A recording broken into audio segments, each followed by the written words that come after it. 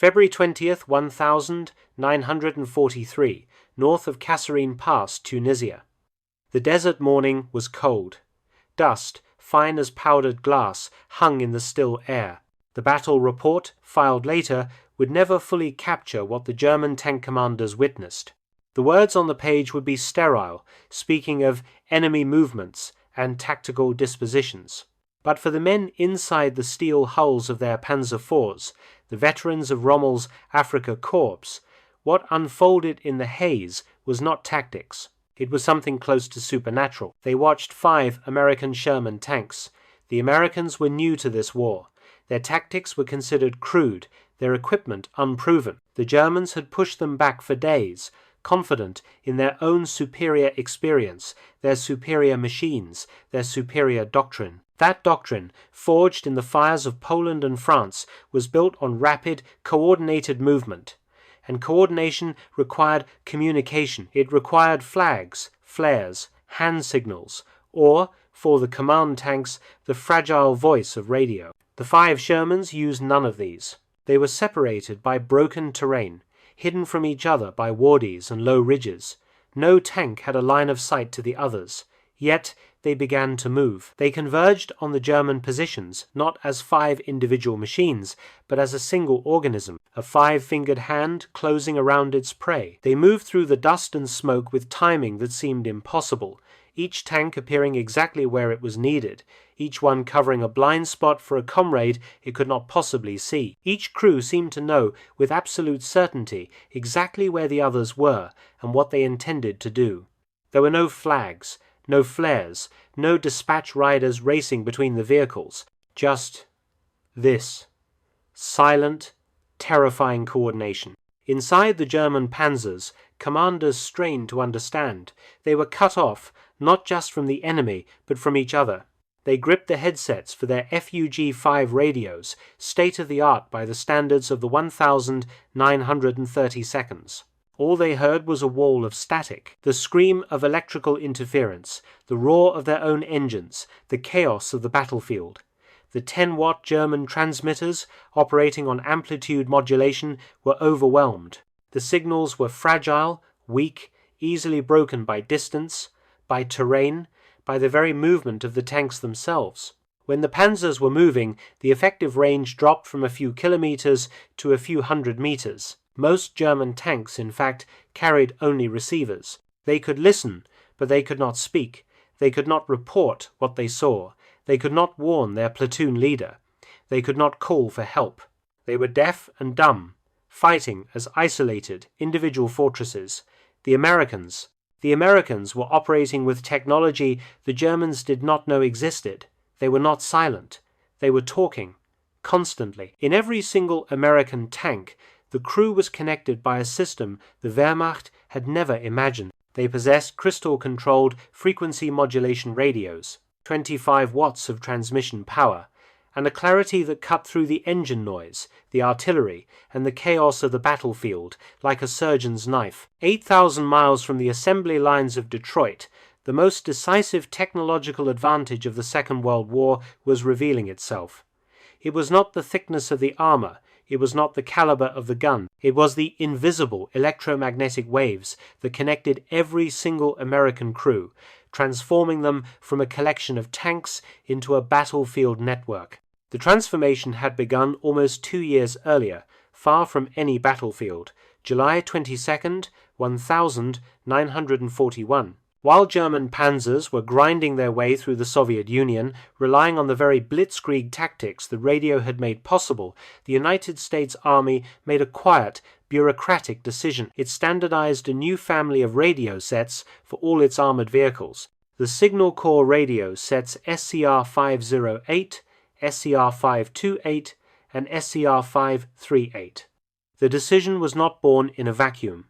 The U.S. Army, observing the German successes in Europe, understood that communication was the key to modern, mechanized warfare. But where the Germans had innovated and then stopped, the Americans were just beginning.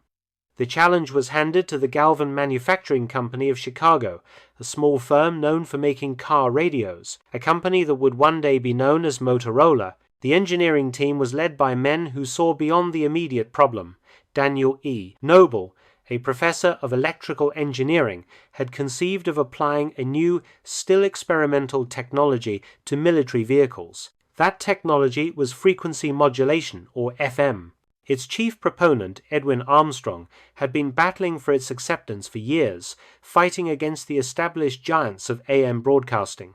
The military, however, was not interested in broadcasting music.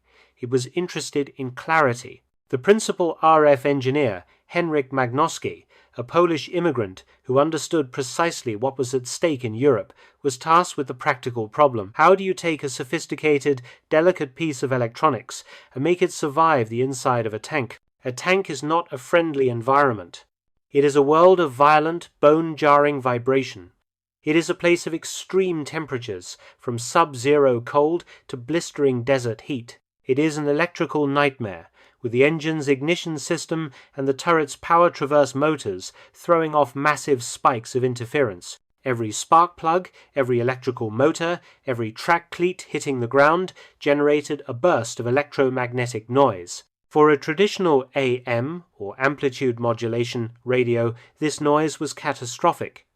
AM technology works by varying the power of the radio wave. The receiver cannot tell the difference between a burst of static from a spark plug and a component of the human voice. The result, as German tankers knew all too well, was a headset filled with static, a voice drowned in noise. Frequency modulation, as perfected by Armstrong, was different. It worked by varying the frequency of the wave, just slightly. The receiver was designed to ignore changes in amplitude. It listened only for the change in frequency. All that battlefield noise, the static, the engine ignition, the electrical discharges, it simply vanished. The radio that Noble and Magnowski created was a brute. It weighed 181 pounds. It was a dense block of metal, tubes, and wiring, designed to be bolted deep inside the Sherman's hull, but it was a miracle. It transformed every M4 Sherman tank that rolled off the assembly line into a mobile command and control center. It was the world's first battlefield network. Let's look inside this 181-pound box. The heart was the BC 604 transmitter. It generated 25 watts of power. That was 2.5 times the output of the German FUG-5. This was not a subtle advantage, it was a sledgehammer. It meant more signal, more range, more power to punch through obstacles. It operated in the 20, 0 to 27. 9 MHz frequency range. But its true genius was its stability. The radio offered 10 preset channels, and each channel was locked in place by a precise quartz crystal oscillator. The German FUG-5, by contrast, was tuned with a variable capacitor, like an old home radio. It constantly drifted off frequency. Temperature changes, vibration, even a hard bump could send it drifting. German commanders spent half their time fine-tuning their dials, trying to find a signal that was already lost in the static. The American crews just pushed a button. The crystal lock held perfectly. The most common set, the SCR-508, also included 2 BC-603 receivers. 2. This was a capability that German commanders could barely dream of. It allowed an American tank commander to monitor 2 separate networks at the same time. He could listen to his own platoon's chatter on one net, and simultaneously monitor the company command net, listening for orders from his captain. Information flowed down the chain of command instantly, and situational awareness flowed back up. The system was fully integrated. A BC 606 intercom box connected every member of the crew: the commander, the gunner, the loader, the driver, the bow gunner. All of them could talk to each other. All of them could hear the radio. They wore noise-cancelling headphones and throat microphones. The microphone picked up the vibrations from the user's larynx, not the sound from the air. This meant that even in the middle of a firefight, with the 75mm gun barking and machine guns chattering, a crewman's voice was transmitted with perfect, whispered clarity. Many German tanks, even the vaunted Tigers and Panthers, lacked intercoms entirely. The commander communicated with his driver by kicking him in the back. He signaled the gunner by tapping his shoulder. They were 5 men trapped in a box, fighting in a cacophony of shouting and touch. The American crew was a team. connected by a nervous system of wires and radio waves. The driver could warn the commander of a ditch. The loader could report a target he spotted through his periscope. Every crew member was an extra set of eyes, and their observations could be shared instantly. Power management was another hidden advantage. The SCR-508 could run on either 12 or 24 volts, automatically adjusting. It had its own power supply, a dynamotor, that filtered the tank's raw electrical current, providing stable, clean power. The German FUG-5 was wired directly to the vehicle's electrical system. It picked up every bit of interference, every spark, as more static. On November 8, 1942, these systems went to war, Operation Torch.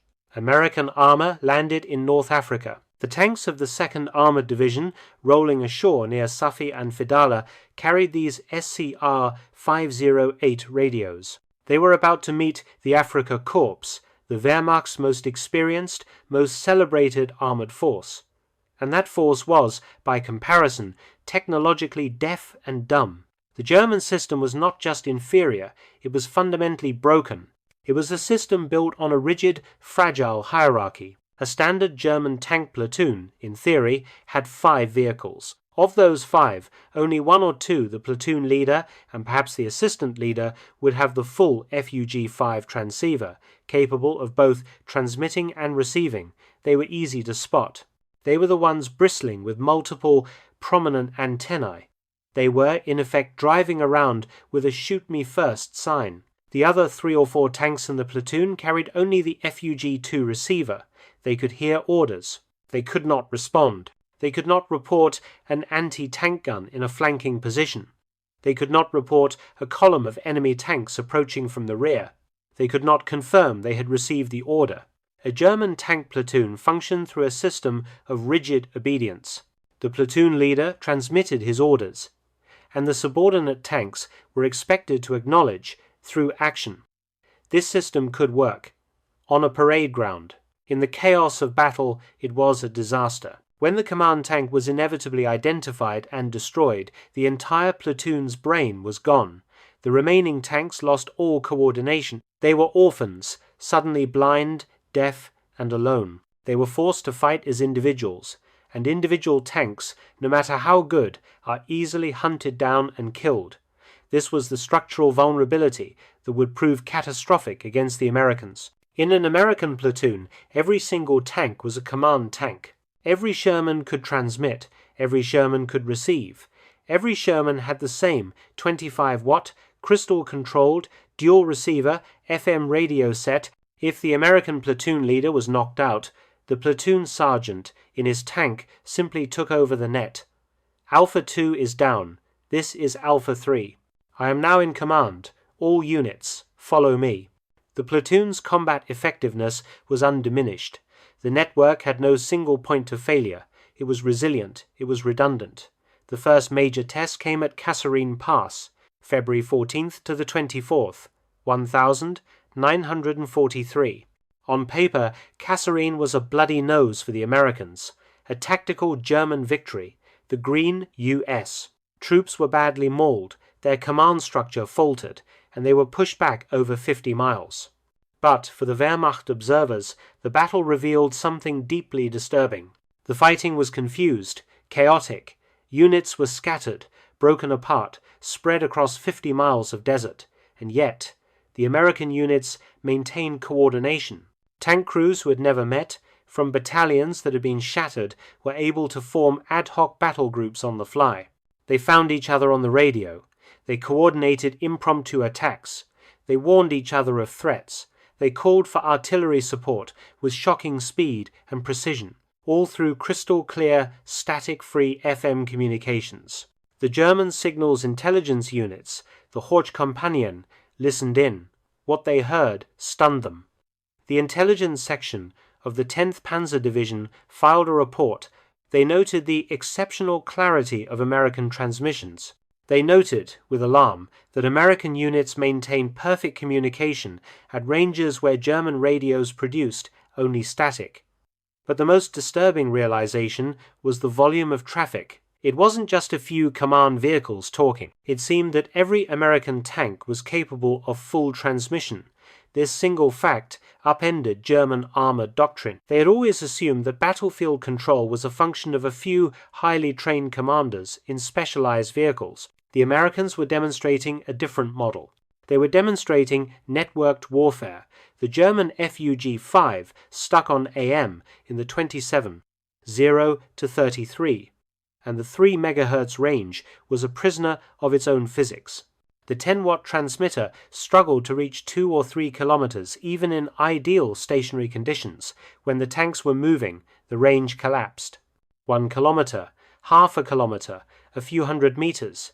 The very movement required for blitzkrieg killed the communications the blitzkrieg depended on. The Americans' 25-watt FM sets in the same conditions had an effective range of 7 to 10 miles, and they were just getting started. September 1943. American armor lands in mainland Italy. The terrain changes. The desert's open expanse is gone, replaced by narrow mountain roads, steep valleys, and sharp ridgelines. This is terrain that should have negated any radio advantage. It is a landscape that makes visual signaling impossible. For the German AM radios, it was a death sentence. The narrow mountain valleys created a phenomenon known as multipath interference. The AM radio waves bounced off the rock walls, arriving at the receiver at slightly different times, creating a storm of echoes and ghost signals that drowned out the original transmission. German radios failed completely. The SCR-508's frequency modulation technology, however, handled this environment with ease.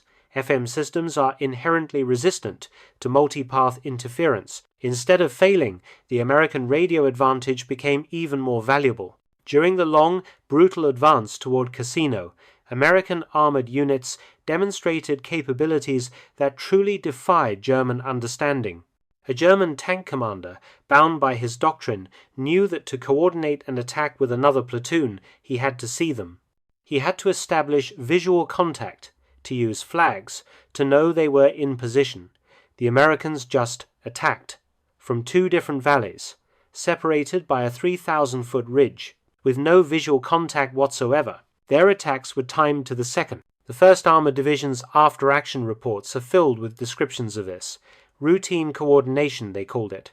Routine coordination at distances where German radios produced nothing but a useless hiss. For the German soldier in a Panzerfaust, stock trench, it meant the American tanks seemed all-knowing. The moment he fired on one, another, unseen, would plaster his position with high explosives.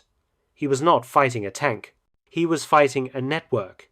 June 6th, 1944, D-Day. As the first Sherman tanks rolled off the landing craft and plunged into the surf at Omaha and Utah beaches, their SCR-508 radios were already online.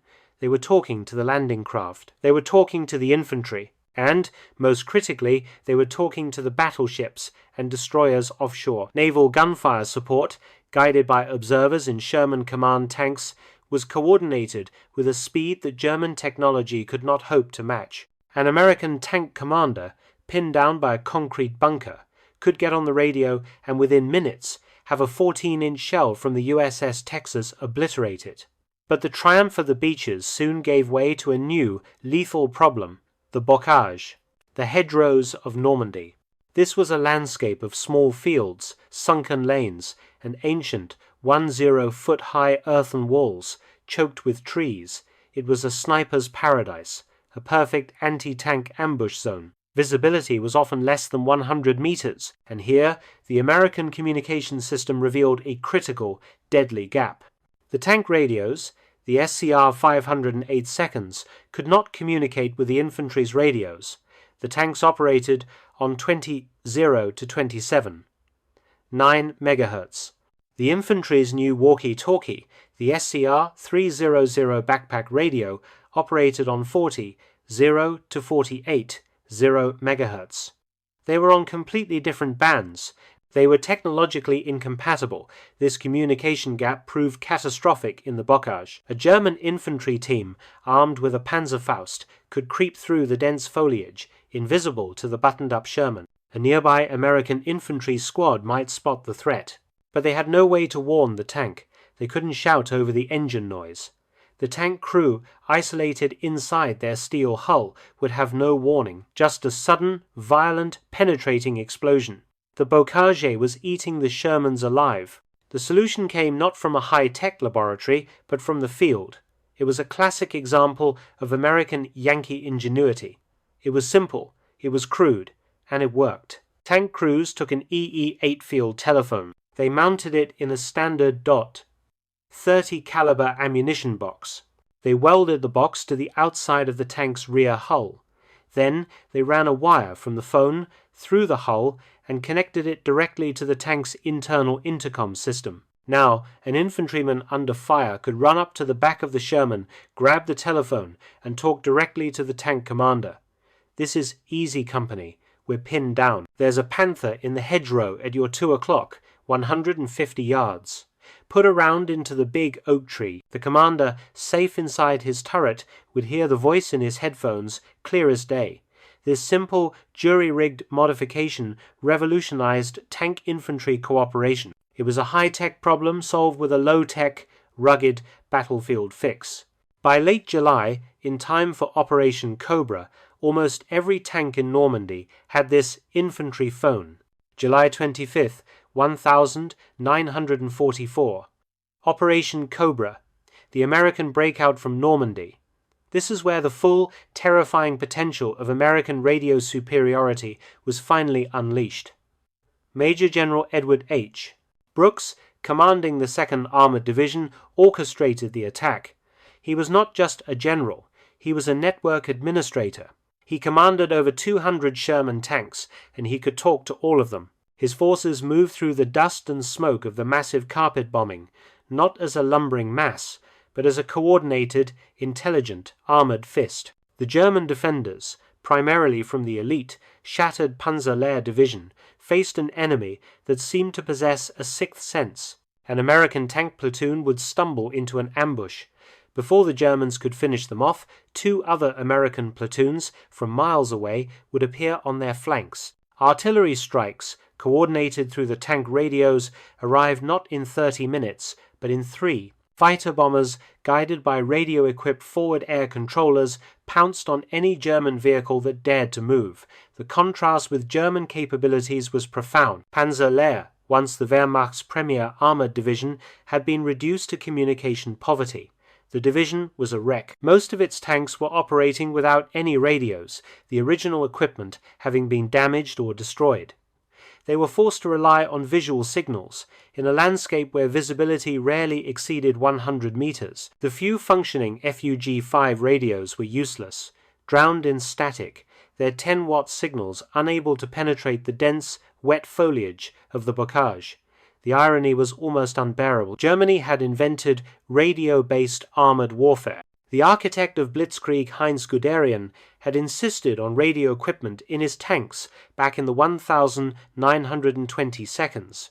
His 1937 book, Achtung Panzer, was the Bible of mechanized warfare, and it emphasized communication as the single most essential element of armored operations. Guderian understood, better than anyone, that speed and mass required reliable, constant communication. And yet, by 1943, the German industrial base could no longer provide the very radios that Guderian's own doctrine demanded. The production statistics reveal the crisis. In 1943, Germany manufactured approximately 5,700 medium tanks, Panzer IVs and Panthers. In that same year, they manufactured fewer than 2,000 FUG-5 transceivers. Not all of those radios even went to tanks. Many were diverted to command vehicles, assault guns, and other units. The result was that regular, frontline tank units were desperately, chronically short of communication equipment. The Wehrmacht was building an army that could no longer talk to itself. The situation was even worse for their allies. Soviet tank forces, which bore the brunt of the fighting, suffered from profound communication poverty. The T-34, despite being the most produced tank of the war, was a technological paradox. It was a brilliant design, with sloped armor, a powerful gun, and wide tracks, and it typically entered combat with no radio at all. Soviet tank doctrine, born of desperation, relied on follow-the-leader tactics, flag signals, and rigid pre-battle planning. The results, against the still disciplined German forces in 1941 and 1942, were catastrophic. Entire Soviet tank brigades were wiped out, unable to coordinate their actions. By 1943, Lend-Lease provided some relief. American radios, including thousands of SCR 508 sets, were shipped to the Soviet Union. They were installed in Soviet command tanks, and they made a difference. But even by the war's end, in 1945, only about 25% of all Soviet tanks carried a radio of any kind. This comparison throws the American achievement into stark relief. While the Soviets struggled to equip 1/4 of their tanks with any radio, America achieved 100% deployment of the most sophisticated, powerful, and robust FM radio system in the world. This was not an accident. It was a choice. It was a victory of systems thinking. It was a victory of industrial mobilization. Motorola's factory in Chicago was the epicenter. Before the war, it was a civilian company building radios for automobiles. The conversion to military production was a complete retooling, a mobilization that mirrored what was happening across the nation. The challenges were unprecedented. Each SCR 508 radio set required 2,748 individual components. Each one had to be manufactured to exacting military specifications. Each one had to be flawless. The BC-604 transmitter alone contained 474 capacitors and 385 resistors. The crystal oscillators, the heart of the radio's stability, had to be ground and tuned to maintain their frequency, plus or minus 1%, despite the temperature extremes and the constant punishing vibration of combat. It was a manufacturing miracle. The production statistics tell the story of American industrial might. In 1,942, 3,800 SCR 508 family radios. In 1,943, 11,400 units. In 1,944, 24,000 units. Total wartime production, over 50,000 complete tank radio sets. America produced 49,324 Sherman tanks during the war. This industrial tidal wave ensured that every single one of them could be equipped with a sophisticated, state-of-the-art radio. It was an achievement no other nation, friend or foe, could even approach. This universal deployment transformed American armored doctrine. The U.S. Army was organized into combat commands, flexible, combined arms task forces that could be organized and reorganized on the fly for specific missions. A combat command might pull 2 battalions of tanks from the 2nd Armored Division, a battalion of armored infantry from the 3rd, and a company of tank destroyers from the 10th. This kind of flexibility, this ad hoc unit creation, depended entirely on reliable, compatible communications. An American commander could create these battle groups with absolute confidence, knowing that every vehicle, regardless of its parent unit, carried a radio that could talk to every other vehicle. All they had to do was agree on a channel. This flexibility baffled German commanders. They were accustomed to rigid, hierarchical organizational structures because their limited communication systems demanded it. They could not simply swap units around. The new units wouldn't have the right radios, the right frequencies, the right codes. They were trapped in a rigid system. The Americans were fluid. The ultimate test of platform versus network came in September 1944 at the Battle of Haraucourt. This battle, part of Patton's Third Army advance in Lorraine, France, should have been a German victory. It was, on paper, a perfect mismatch. The U.S. 4th Armored Division, equipped with standard M4 Sherman tanks, ran headlong into multiple German Panzer brigades. These Germans were equipped with brand new, top-of-the-line Panther tanks. The Panther was, tank for tank, a superior machine. Its 75mm high-velocity gun could penetrate a Sherman from 2,000 yards. Its thick, sloped frontal armor was virtually immune to the Sherman's 75mm gun at all but point-blank range. The Germans had every advantage in armor, every advantage in firepower. Over 3 weeks of brutal fighting, the 4th Armored Division destroyed 281 German armored vehicles, the vast majority of them Panthers and Panzer IVs. The Americans lost only 41 Shermans. It was a 7-to-1 kill ratio. It was a ratio that defied the technical specifications. It was a victory that should not have been possible. The reason was the network. American radio coordination proved to be the decisive weapon. The battle was not fought as a series of one-on-one duels. A lone Sherman on picket duty would spot a platoon of Panthers approaching. The crew knew instantly that they could not win that fight. The commander did not engage. He did not break radio silence. He got on the platoon net. Contact. 5 Panthers, bearing 090, range 2,500, moving west. That single, calm report, transmitted with perfect clarity, set the entire network in motion. His platoon leader, a mile away, heard it. The company commander, also listening on the platoon net, heard it. The battalion commander, monitoring the company net, got the report in seconds. A platoon of American tank destroyers, M18 Hellcats, lurking in a woodline 2 miles away, got the targeting information from tanks they couldn't even see. All destroyer units. Target, grid square 47F, 5 Panthers. Engage at will. Artillery observers, riding in Sherman Command tanks, heard the contact report. They called in a devastating barrage of smoke and high explosives. The smoke blinded the superior German optics. The HE pinned the German infantry and shattered the Panther crew's nerves. The Panther tanks, deaf and blind, rolled into a perfectly prepared killing zone. They were hit from the front by Shermans they hadn't seen. They were hit from the flank by tank destroyers they never knew were there. They were hammered by artillery that seemed to come from nowhere. The German crews, in their superior tanks, died in isolation. They couldn't coordinate a response. They couldn't warn each other.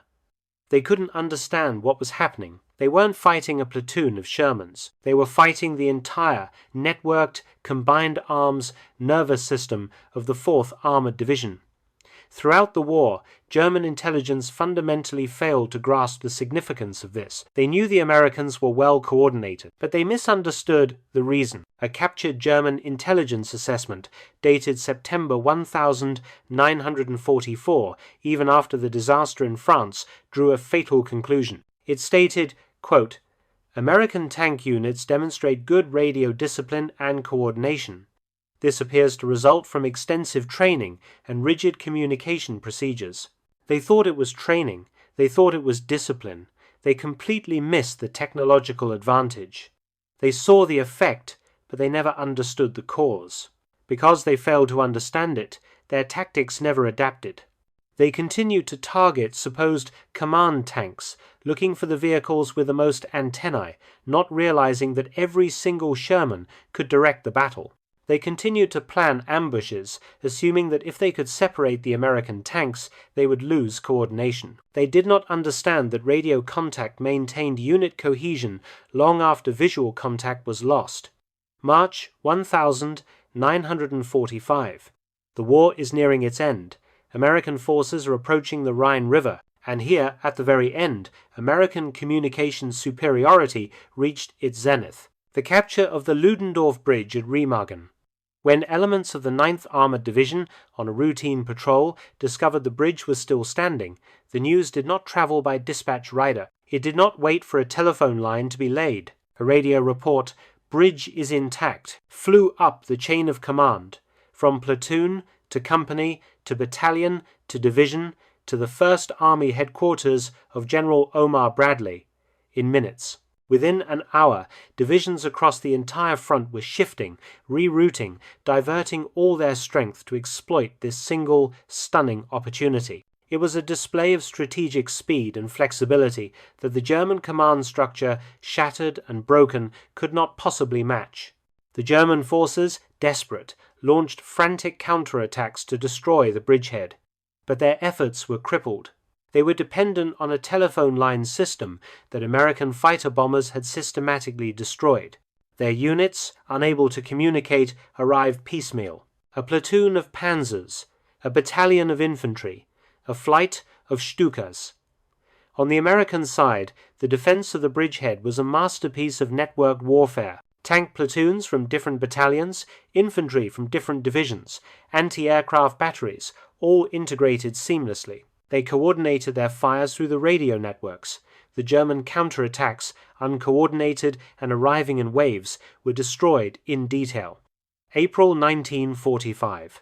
The final act, the encirclement of the Ruhr pocket. This was the culmination. American armored columns from the 1st and 9th Armies performed a complex, massive double envelopment. It was an operation that required pinpoint timing and coordination across hundreds of miles between two separate armies, and it was conducted almost entirely through radio communications. Inside the pocket, 325,000 German troops were trapped.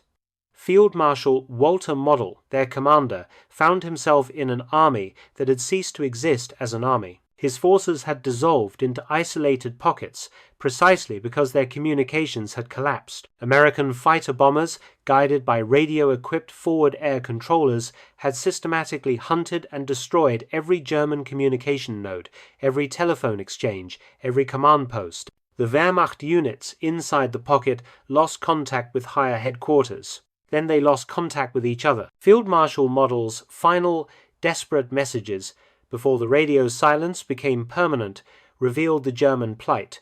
No contact with adjacent units. No communication with higher headquarters. Fighting continues, but coordination impossible. It was the sound of a modern army dying. It was dying of isolation.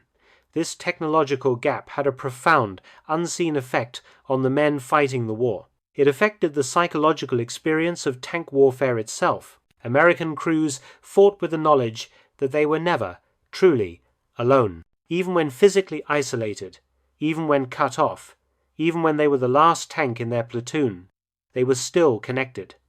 They could still call for help. They could still report what they saw. They were part of a vast, invisible, electronic brotherhood. That connection, that knowledge, gave them confidence. The German tank crews experienced the exact opposite. They experienced profound, terrifying isolation. Trapped inside their steel hulls, unable to communicate, they fought individual, desperate battles. Otto Karius, one of Germany's most successful tank commanders, wrote in his memoir Tigers in the Mud about the constant challenges of limited communications, the frustration of trying to direct a battle by hand signal and prayer. When a German tank's radio failed, or if it never had one, its crew was an island. Their world shrank to the view from their periscope. Their only connection to the outside world was the static in their ears and the sound of enemy shells hammering their armor. The strategic implications were enormous. The breakneck speed of the American advances in 1944 and 1945, Patton's Third Army racing across France, was maintained in large part by radio coordination, logistics, resupply, fuel, ammunition. It all moved forward, guided by the radio nets that maintained control across hundreds of miles. German commanders, planning their defenses, consistently underestimated American capabilities. They simply could not conceive of the communication superiority the Americans possessed. They planned defenses based on their own limitations. They assumed the Americans, like them, would have to stop, consolidate, lay telephone lines, and send dispatch riders. They assumed wrong. Heinz Guderian, in his post-war role as Inspector General of Armored Troops, recognized the problem. He saw it.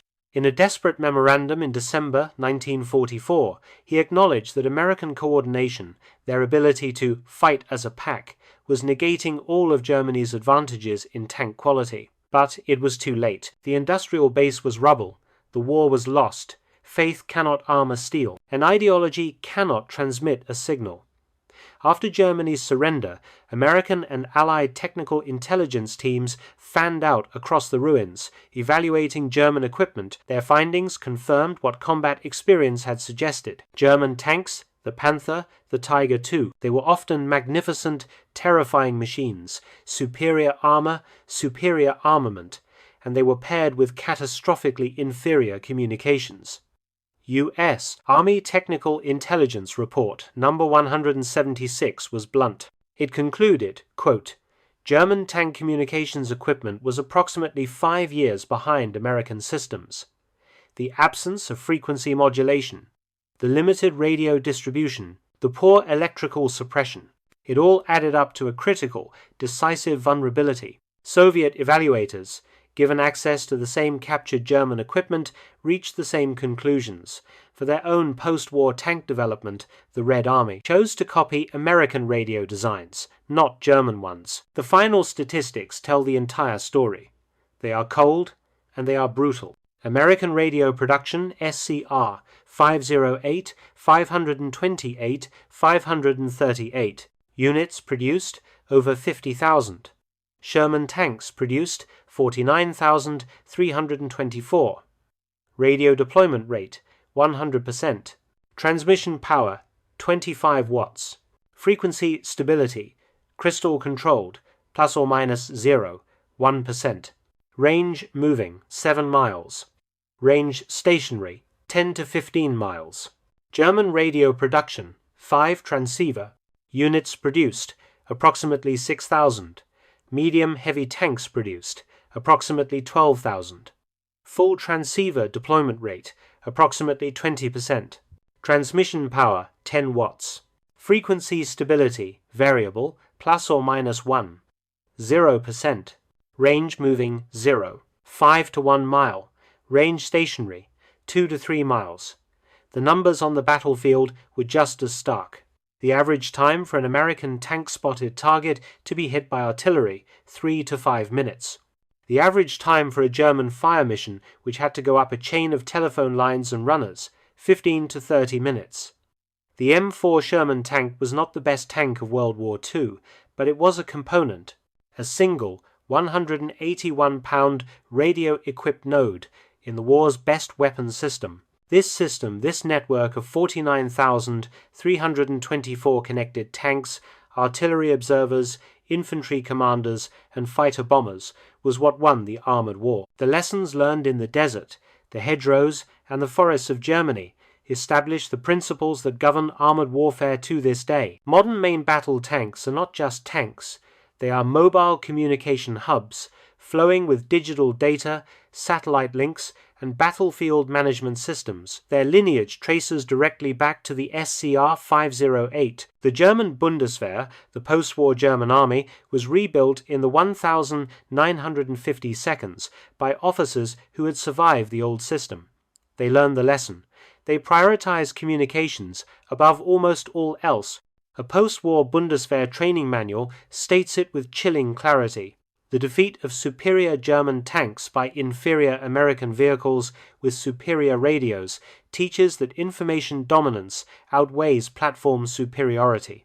This lesson has been validated again and again. In the 1991 Gulf War, coalition forces with superior communications and cubed eye destroyed a massive Iraqi army. That army was equipped with individually capable Soviet-designed tanks, but they had inferior radios. They fought as isolated, blind, individual platforms. They were annihilated. In 2003, American forces again demonstrated that network-centric warfare defeats platform-centric warfare every time. The story of the Sherman tank's radio superiority is the story of a hidden victory. A victory won in the invisible electromagnetic spectrum. It was a victory that proved more decisive than advantages in armor, thickness, or gun caliber. German tank crews fought their war partially blind, deaf, and alone. They discovered, far too late, that every Sherman tank was not just a fighting vehicle. It was a node in history's first battlefield network. The SCR 508 radio transformed the M4 Sherman from an adequate medium tank into a vital component of a weapons system that included every other American tank on the battlefield. This transformation, this connection, proved more decisive than any improvement in armor or firepower could have ever achieved. every Sherman carried the tools of victory, not just in its 75mm gun, but in the 181 pounds of radio equipment that connected its crew to every other crew. This connection created a collective intelligence, a shared awareness that no single German tank, no matter how superior, could ever hope to match. The Wehrmacht never developed an effective counter because they never fully understood the technological gap. There is a comment, perhaps apocryphal, attributed to Field Marshal Wilhelm Keitel at the final German surrender. Looking at the overwhelming tide of Allied material, he supposedly remarked, "We knew how to build better tanks, but you knew how to make them work together." Whether he said it or not, it was the fundamental truth. America had built not just 49,324 Sherman tanks, but 49,324 nodes in the world's first armored battlefield network. The revolution in military affairs, the one historians identify with modern, digital, network-centric warfare, did not begin in the 1,990 seconds.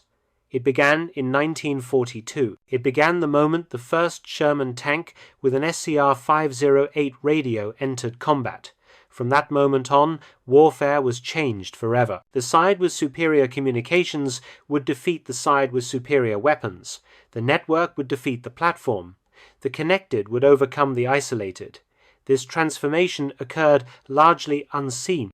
The German military saw the effect American tactical superiority, but they failed to recognize its technological foundation until it was far too late. By the time German commanders truly understood that every Sherman tank possessed communication capabilities that most of their own tanks lacked, the war was, for all purposes, decided. The German military's failure to recognize and adapt to American communication superiority stands as one of the great intelligence failures of the Second World War. They continued to build superior platforms, POCs, while the Americans built a superior system. In the end, the invisible, static-free electromagnetic waves, carried by 50,000 SCR 508 radios, proved more powerful than the armor-piercing rounds fired by the German 88. The ability to coordinate, the ability to share information instantly, the ability to fight as a unified, intelligent, resilient force rather than as a collection of individual vehicles. This was the invisible advantage. This was the advantage that determined victory. The Sherman tank's radio superiority changed warfare forever. It established a principle written in steel and blood, from Kasserine to the Ruhr. In modern combat, connection equals survival, and isolation equals defeat.